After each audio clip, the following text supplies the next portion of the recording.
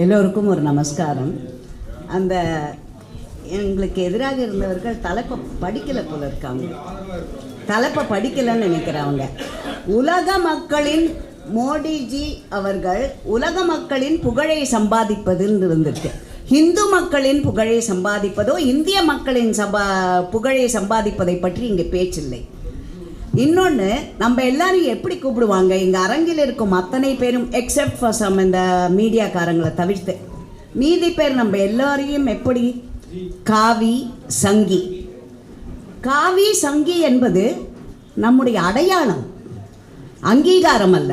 நம்முடைய அடையாளமே அதுதான். அடையாளத்தையும் அங்கீகாரத்தையும் கன்ஃபியூஸ் பண்ணிக்காதீங்க. அடுத்தது, எனக்கு இப்போ மோடிஜி அவர்கள் எப்பொழுது நமக்கு தெரியும், கோத்ரா குஜராத் சிஎம் ஆனப்போ கூட நிறைய பேருக்கு அவர் அமைப்பு செயலாளராலாம் இருந்திருக்கார். அதில் யாருக்குமே தெரியாத ஏக்தா யாத்திரைக்கு பொறுப்பாளர், அதெல்லாம் அத்வானிஜியோட இதுக்கெல்லாம் பொறுப்பாளர் எல்லாம் நம்மளுக்கு அப்பெல்லாம் தெரியாதவரை. மோடிஜி குஜராத்தோட சிஎம்மா அனௌன்ஸ் பண்ணப்போ கூட யார் அவர் என்று இந்த அரங்கத்தில் இருப்பவர் 80% தெரியாது.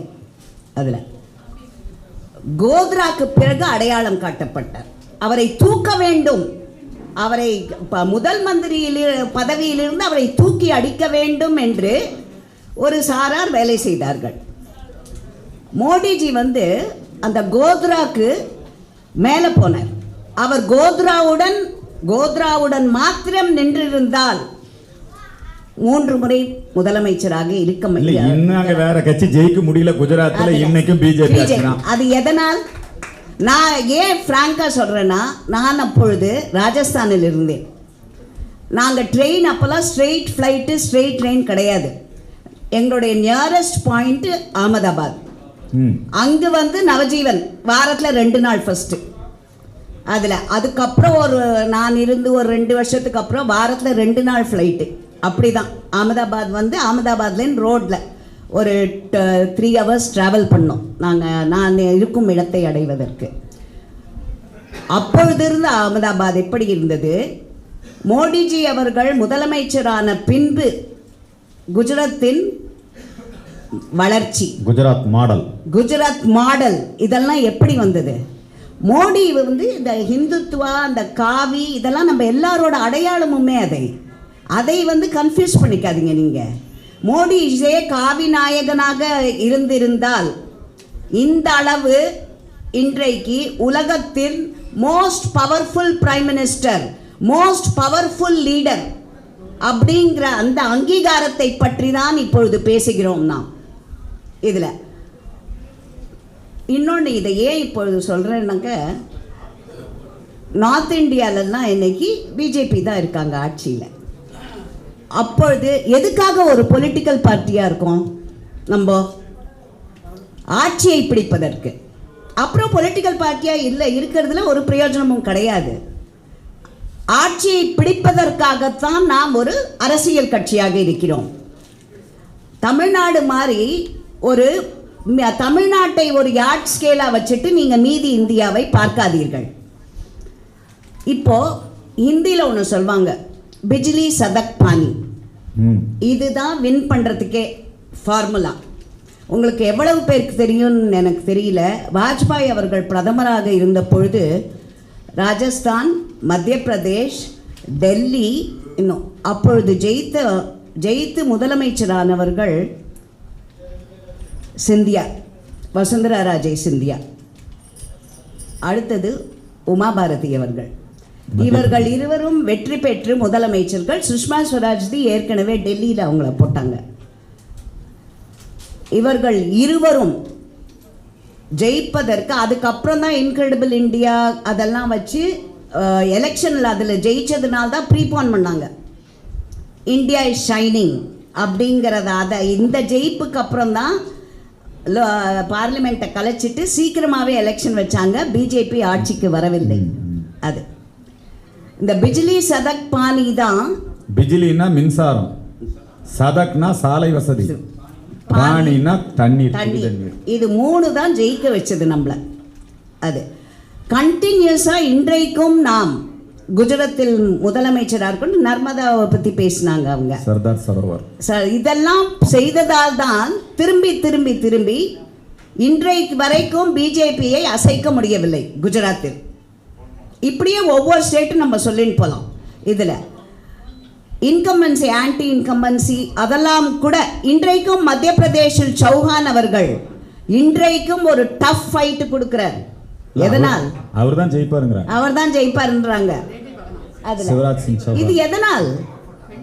அவர் வெறுமை இந்துத்துவாவை பேசிக்கொண்டு குழந்தைகளுக்கு உஜ்ஜயினில் ஆதிசங்கரருக்கு ஸ்டாச்சு வச்சது இதனாலயா? இல்லை, அரசியலில். ஆனால் அது நான் ஒத்துக்கிறேன்.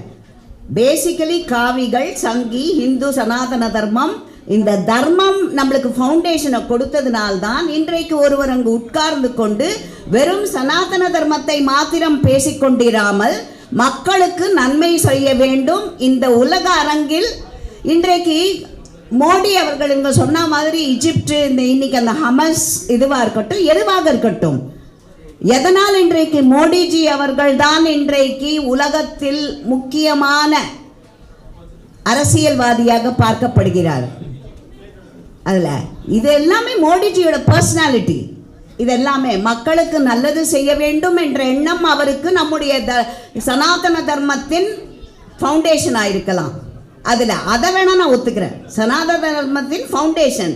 சனாதன தர்மத்தை மாத்திரம் பேசிக்கொண்டு அப்படியே உட்கார்ந்திருந்தால் இன்றைக்கு இந்த அங்கீகாரம் மோடிஜி அவர்களுக்கு கிடைத்திருக்காது.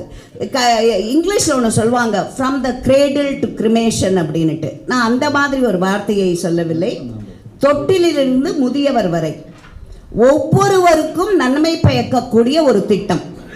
ஏதோ ஒரு விதத்தில் நம்முடைய வாழ்க்கையை அவர் தன்னுடைய சென்ட்ரல் கவர்மெண்ட் ஸ்கீம்ஸ்னால அவர் ஹீஸ் டச்சிங்.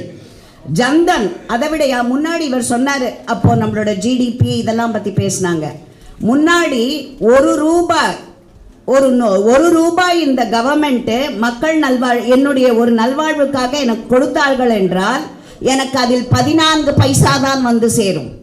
அதில் ஐஸ்கிரீம் கொடுத்துட்டா குச்சி தான் போய் சேரும். அது அந்த மாதிரி இருந்தது. ராஜீவ் அந்த நிலைமையை மாற்றியவர். ஜன்தன் ஸ்கீம் இதுவரைக்கும் இந்த 50 ஆண்டு கால இருண்ட கால காங்கிரஸ் ஆட்சியில் அவர்கள் யாருக்குமே ஒரு முறை கூட தோன்றவில்லை. இந்த ஜன்தன் ஸ்கீம் ஆரம்பிக்கணும், ஒவ்வொரு குடிமகனுக்கும் ஒரு வங்கி கணக்கு இருக்க வேண்டும், அவர்களுக்கு கிடைக்க வேண்டிய தொகை அந்த வங்கி கணக்குக்கு நேரடியாக செலுத்த வேண்டும், மிடில் மென்லாம் இல்லாம, தரகர்கள் இல்லாமல் 100 ரூபாய் கொடுப்பது என்றால் 100 ரூபாயும் போய் சேர வேண்டும். விவசாயிக்கு வந்துருதுமா, அதுதான் கிசான் சம்மான் 6000 ரூபாய். மோடியோட தனித்துவம் இதுதான். இன்றைக்கு அங்கீகாரம் இங்க சொன்ன மாதிரி இந்தியாவில் உங்களுக்கு எவ்வளவு பேருக்கு தெரியுமோ தெரியாது. அப்பொழுதெல்லாம் இந்தியா ரொம்ப ஃபேமஸா இருந்தது காங்கிரஸ் ஆட்சியில கரப்ஷன், ஊழலுக்கு பெயர் பெற்ற ஆட்சியாக நாடாக நாம் திகழ்ந்தோம்.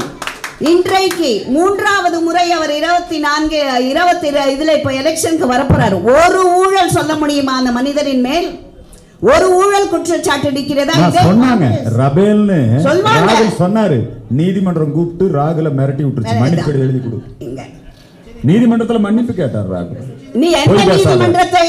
அவருடைய பாட்டி இந்திரா காந்தி அம்மையார் அவருடைய அலகாபாத் வேர்டிக்டுக்காக அதை கொடுத்த ஜட்ஜ் சீனியரா வந்திருக்கணும். அவர்களுக்கு கொடுக்காமல் வேற 2 அவருக்கு ஃபேவரபிளா ஆமாஞ்சாமி போடுபவரை வைத்தார். ஆனால் இன்றைக்கு அது கூட கிடையாது. இங்கு நீதிமன்றம் எவ்வளவு முறை சாட்டை சுழற்றி இருக்கிறது. நமக்கே சில வாட்டி நீதிமன்றம் நம்மளாம் எப்படி போறோம், நீதிமன்றம் நிரம்ப தலையிடுகிறது. மத்திய இவங்க ஆட்சியில பண்ண விடாம நிறைய இன்டரப்ஷன்ஸ் இருக்குன்னு நம்ம பொதுமக்கள் சொல்லக்கூடிய அளவுக்கு என்று இருக்கிறது. ஆட்சியில் இருந்தோமானால் ஏபிசின்னுட்டு ஒரு ஊழல் ஆட்சி படிக்கலாம் காங்கிரஸ்க்கு. யாருக்கு தெரியுமா? ஏனா Augusta, B for Bofors, C for Commonwealth. இப்படி வரிசையா ஏபிசிடி குழந்தைகளுக்கு கற்றுக் கொடுக்க முடியும். இன்றைக்கு அந்த மாதிரி ஆட்சியா? இல்லை. அதனால ஒன்று நீங்க ஜிடிபி growth அதெல்லாம் ரொம்ப டெக்னிக்கலா இருக்கும். எனக்கு make in India, Khelo India, எவ்வளவு திட்டங்கள் தெரிஞ்சு அவர் ஒருவருக்கும் அவருடைய பர்சனல் செக்ரட்டரிக்கு தான் எவ்வளோ ஸ்கீம்ஸ் இருக்குன்னு தெரியும். மீதி யாருக்குமே தெரியாது. எவ்வளவு திட்டங்கள் மக்களுடைய நல்வாழ்வுக்காக எவ்வளவு திட்டங்கள் இந்த மத்திய அரசு செய்திருக்கிறது என்று அதுக்கு இன்சார்ஜா இருக்கிற ஃபங்க்ஷனரி கூட தெரிஞ்சிருக்காது. நிச்சயமாக அது நான் ஆணித்தரமாக என்னால் சொல்ல முடியும். ஒவ்வொருவரையும், ஒவ்வொரு இந்திய குடிமகனையும் அவருடைய நலத்திட்டங்கள் தொட்டிருக்கிறது, தடவி இருக்கிறது, வெற்றி பெற செய்திருக்கிறது. ஒவ்வொருத்தரையும் இப்போ ஒவ்வொன்று நான் சொன்னாக்கா, பேட்டி பச்சாவ், அடுத்து பிஜ்லி, குடிநீர் திட்டம், ஜல்ஜீவன், இல்லை முன்னாடி இருந்தவங்களுக்கு அந்த ஸ்வச் பாரத் எடுத்தால் முன்னாடி இருந்தவர்களுக்கு ஒரு டாய்லெட் வசதி இல்லாமல் மக்கள் இருக்கிறார்கள் என்பது தெரியாத அவர்களுக்கு ஒரு வீட்டை கொடுத்து நாட்டையே எடுத்துக்கொண்ட குடும்பத்தாருக்கு இது கூடவா தெரியவில்லை? இதை செய்வதற்கு எங்களுடைய கர்மயோகி ஒருவர் ஆட்சிக்கு வர வேண்டும். இதை இன்னொன்று அத்வானிஜி, இவங்க பேசினாங்க இல்லையா, அத்வானிஜி. என்னை பொறுத்தவரை நான் அத்வானிஜியோட ரத யாத்திரையை பார்த்து, அவருடைய அயோத்தி பேச்சை பார்த்து இந்த கட்சிக்கு வந்தவள். இன்னைக்கு அத்வானிஜி நம்ம இந்தியாக்குள்ள தான் நம்ம பேசுறோம். இன்றைக்கும் என்னுடைய ஆதர்ஷ நாயகனாக அயோத்தி கோயில் இன்று இருப்பதற்கு எனக்கு வேகம் கொடுத்தவர் அவர். பட் இன்றைக்கு உலக அரங்கில் மோடிஜி அவர்கள் தானே பேசப்படுகிறார். ஏன்னா பிரைம் மினிஸ்டர் ஆயிட்டாரு. பிரைம் மினிஸ்டர் ஆயிட்டு அவரோட அந்த ஃபவுண்டேஷன், சனாதன தர்ம ஃபவுண்டேஷனை வச்சுட்டு இன்னைக்கு அவர் உலக அரங்கில் நிமிர்ந்து நிற்கிறார், தனித்தத்துவமாக நிற்கிறார். அவருக்கு கிட்ட நெருங்க கூட யாருமே இல்லை. எந்த உலக தலைவனும் அவரிடம் இல்லை, கிட்ட வரத்து கூட இல்லை. அதுல சோ நாம் இந்த இந்து தம் காசியை பத்தி பேசினாங்க. நமாமி கங்கே நம்ம எல்லோருக்கும் உணர்ச்சி பூர்வமானது கங்கா, மா கங்கா. வாரணாசியில் மா கங்காவை அவர் அப்படியே வைத்திருந்தால் யாரும் ஒன்றுமே பேசப் போவதில்லை. ஆனால் அன்றைக்கு இருந்த வாரணாசி எப்படி இருந்தது, இன்றைக்கு இருக்கும் வாரணாசி எப்படி இருக்கிறது? இது டெவலப்மெண்ட். இன்றைக்கு மோடிஜியை நம் வாரணாசிக்கு நாம் கங்கையில் ஸ்நானம் செய்துவிட்டு அந்த மனிதன் இருக்கும் இடத்தை நோக்கி நாம் நமஸ்காரம் செய்கிறோம் என்றால் எப்படி இருந்த வாரணாசியை எப்படி மாற்றி காட்டியிருக்கிறார். G20 மாநாடு வாரணாசியில் நடக்குது, காஷ்மீர்ல நடக்குது. வாரணாசி முன்னாடி கங்கை. காங்கிரஸ் ஆட்சியின் போது வாரணாசிக்கு சென்று இருக்கிறவர்கள் யாராவது இருக்கிறீர்களா? நாங்கெல்லாம் போயிருக்கிறோமா? ரொம்ப எவ்வளவு மோசமாக இருக்கும். அது வாரணாசி என்னுடைய உணர்ச்சி பூர்வமானது. ஆனால் இன்றைக்கு வாரணாசியில் தைரியமாக போய் அமெரிக்கன்ஸ், ஃபாரினர்ஸ் எல்லாரும் வந்து இருக்கா. ஜூலியா ராபர்ட்ஸ், ஆர்னால்ட் ஷ்வார்ஸ்நெகர் அவருடைய மகனின் இந்த அந்திம காரியங்களை செய்ய வந்தாரு. அவர்கள்லாம் பார்த்து ஐயோ India is a land of snake charmers. யார் சொன்னது அதை? அந்த இமேஜையே மாற்றியவர். இன்றைக்கும் அது பாம்பாட்டிகளின் நாடாக இருந்தால் நமக்கு இந்த அளவு பரதேசிகளின் நாடு, பாம்பாட்டிகளின் நாடு. எங்க கட்சிக்கே அப்படிதான் சொன்னாங்க. அப்படியெல்லாம் பேர் பெற்ற நாடை இன்றைக்கு டூரிஸ்ட் எவ்வளவு பேர் வராங்க. பாரம்பரியத்தை காக்கிறார். நிச்சயமாக அதில் எந்தவித சந்தேகமும் இல்லை. ஆனால் அவர் வெறும் பாரம்பரியத்தை மாத்திரம் கையில் வைத்துக் கொள்ளவில்லை, வளர்ச்சியையும் எடுத்து சென்றிருக்கிறார். அந்த வளர்ச்சி அவருடைய பிம்பம் இன்றைக்கு உலகில் புகழுக்கு இன்றைக்கு கிட்டவே நெருங்க முடியாத வருங்காலம். அவங்க சொன்னாங்க அடுத்து யாரு பேசுவாங்க மோடியை பத்தின்னு. ஆனால் என்றென்றைக்கும் மோடி அவர்கள் ஒரு உன்னதமான உயர்ந்த தலைவர். இந்த காலகட்டத்தில் இந்தியாவை ஆட்சி செய்தார். இதனால் இந்தியா இப்படி மாறியது அப்படின்னு சொல்றதுக்கு நிச்சயமாக சரித்திரம் சொல்லும். முன்ன மாதிரி சரித்திரத்தையும் கல்வெட்டுகளையும் அழிக்க முடியாது. இன்றைக்கு எல்லாருமே நம்ம உள்ளங்கையிலேயே நம்ம வேர்ல்டை பார்க்கலாம்.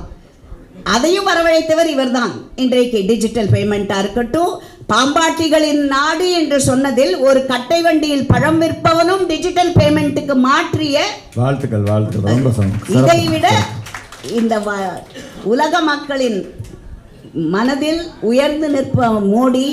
பிகாஸ் வளர்ச்சி, காவியோ சங்கியோ அது அவருடைய அடையாளம்.